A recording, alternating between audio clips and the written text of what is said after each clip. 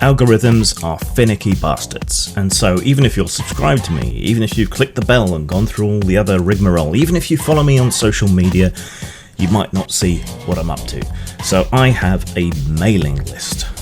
Postmortem-studios-fan-group, which is a bit of a mouthful, but all you have to do is navigate your way there once at groups.google.com and subscribe, and then once a month you will get an email with everything that I've done in the previous month, and isn't that special? Hey all, it's my birthday this month, December the 5th. I tend to take some time off in December because of that, usually a week, sometimes a month. I think given this year it's going to be a month. But of course the Zealot Scholarship starts up this month, so more on that later. But yeah, so I might not be around regularly, and if I do, it'll just be a hodgepodge of things that I'm interested in. Speaking of which, I got into a conversation with Chris Sims this morning, who's done some stuff for Wizards and for Pathfinder. And this was prompted by a German role player complaining that the diversity push within German gaming was getting some pushback from people, and claiming that this darker, edgier slant to some modern releases, not that I've seen it particularly past the surface level, but this is creating an atmosphere that perpetuates harmful things in gaming. It's a game, nothing is harmful. Shut up. But I don't think he or people like him understand why they're getting pushback. They think it's because they're pushing kinder, gentler diversity and inclusion, whereas the reason they're getting pushback is actually because they're trying to censor and control what everyone else does via social pressure, block lists, calling out, going into people's mentions and saying, stop following this person, they're an evil bigot, even when they're not. All of these other things. So I would love there to be some kind of détente between the two sides. I don't see it happening, but I love tilting at windmills. So here we go. The diversity and inclusion side genuinely believes what they're saying. They believe that the hobby has been exclusionary throughout its history. It's not true, but they believe that, and a lot of them revise their history of gaming to say that is what it is. It's not to them that it's just where people's interests fall, that coming out of the fantasy and science fiction scene, which was primarily a white and male area, not through a process of being exclusionary, but just as a consequence of its placement in history. Yeah, they think this must be because everyone's bigoted and off-putting and there aren't enough brown faces in fantasy books or whatever else. They genuinely believe that. And they genuinely believe that diversity is an end in and of itself. And they prioritize that above story, character, commerciality, practically any other concern you care to mention. Right? And because they are so hell-bent on pursuing this in everything, ironically, I guess I'm talking to them here, what you're creating is not diversity, but it's opposite. You're creating a homogenous, creativity-stifling culture across games, across nerd media as a whole. If everything is diverse, then nothing is diverse. The only diversity that really matters is diversity of thought, the diversity of viewpoint, and those aren't tied to what colour your skin is or where you like to rub your genitals. It really, that doesn't matter. I have more in common with an educated black West Indian man than I do with a redneck from America, for example. Our skin colour is irrelevant. Culture is memes, not genes, and I really need you to understand that. And what matters is not diversity within each product, but that there is diversity and space across, in this case, gaming as a whole. That's what matters, not in each and every individual game, because if you force these same ideas and viewpoints and erasure of history and make it difficult to create villains or to have evil monsters, you're creating homogeneity. You're not creating diversity. You're not allowing for different approaches and ideas. Now the opposite side prioritizes creativity and freedom over diversity. So you need to understand that.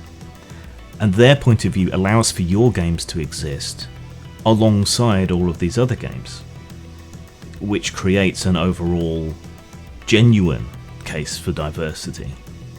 So you need to understand that when you argue for these things, you're not coming across as inclusive and diverse and freeing and making things better. You're coming across as another moral panic, like the vampire panic, like the satanic panic.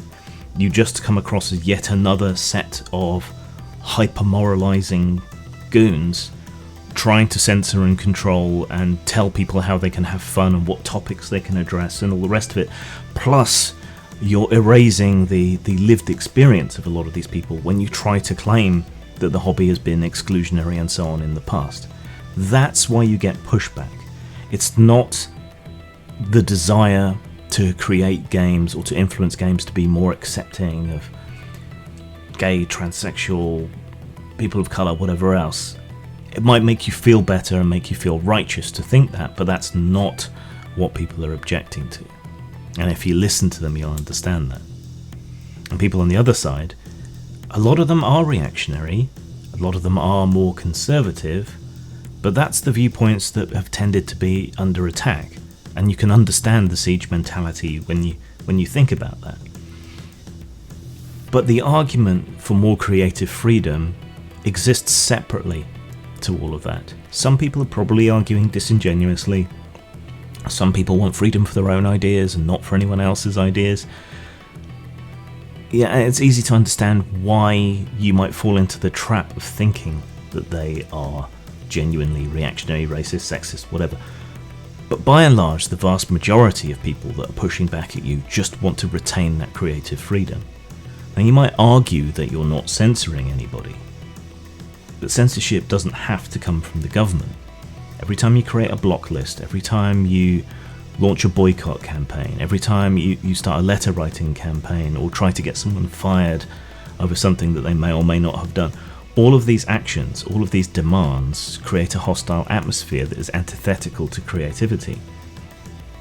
And when you try to force the flagship product of the whole hobby into your little niche, the damage that you can do to the hobby overall, the stifling of creativity, the removal of different ideas, this is all decreasing diversity, not increasing it. And I really need you to understand that.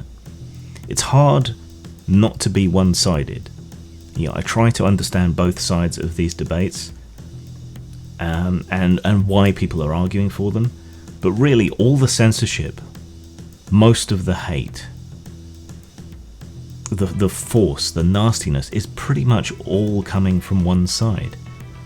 You know, the revisionist history, all of it seems to be coming from this one side that says they want diversity, but whose actions are not going to result in diversity where it matters. Diversity should exist across the hobby as a whole, not within each and every individual game. And if you're genuinely for diversity, you need to be happy for other people to create things that you don't like, that tackle subjects that you don't like, that go about them or approach them in ways that you don't like, and to just make your own stuff. Because that way everybody benefits from there being more things throughout the hobby.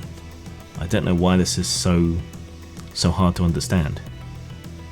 If you genuinely want diversity, you need viewpoint diversity. And that's not a dog whistle.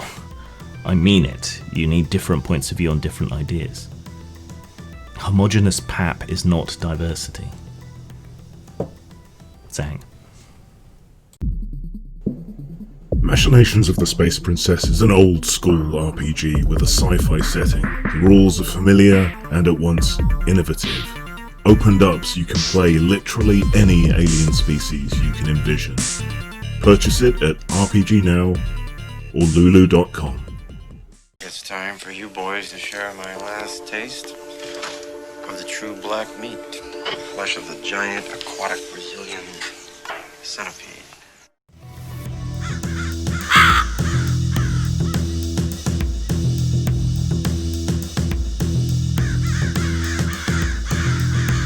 This is not a time to be dismayed. This is punk rock time. This is what Joe Strummer trained you for. It is now time to go. You're a good person.